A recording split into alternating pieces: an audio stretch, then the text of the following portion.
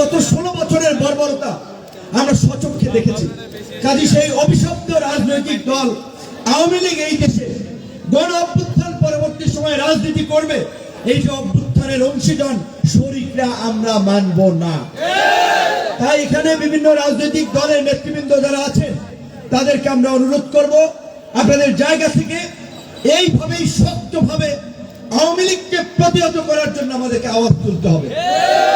এবং সেই গণতন্ত্র না থাকার ফলে, মানুষের ভোটাধিকার না থাকার ফলে এই 16 বছরে ফ্যাসিবাদ জনগণের উপরে চেপে বসেছিল, সেই গণতন্ত্র ভোটাধিকার না থাকলে আবারও নতুন কোন ফ্যাসিবাদ আমাদের উপরে চেপে বসতে পারে।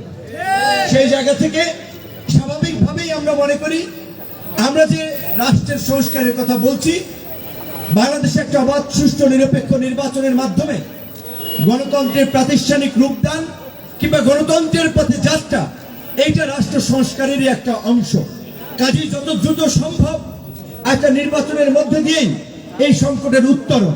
এবং যেহেতু এখানে বিভিন্ন রাজনৈতিক দলের ভাইরা আছেন, স্বাভাবিকভাবেই 16 বছরে আপনারা নানাভাবে ক্ষতিগ্রস্ত হয়েছেন।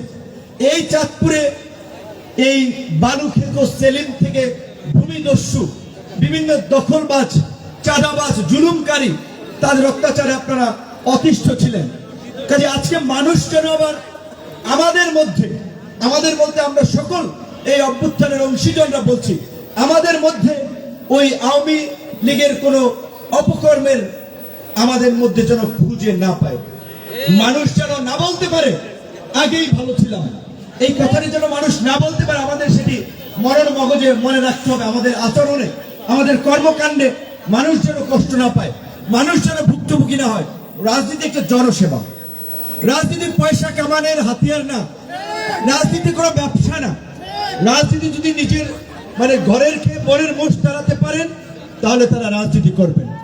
বিশেষ করে এখানে বিভিন্ন রাজনৈতিক দলের নেতৃবৃন্দ আছে, তারা যদি একত্রিত হয়ে এইভাবে এলাকার উন্নয়ন সমস্যার প্রশ্নে যদি মাঝে মাঝে আলাপ আলোচনা করে বসে, ইনশাআল্লাহ আমরা খুব দ্রুত সময়ের মধ্যেই শুধু চাঁদপুর নয়, সারা বাংলাদেশেই একটা নতুন বাংলাদেশের যে আকাঙ্ক্ষা জনগণের মাঝে আমরা দেখতে পাচ্ছি, আমরা সেই জায়গায় দেশকে নিয়ে যেতে পারবো।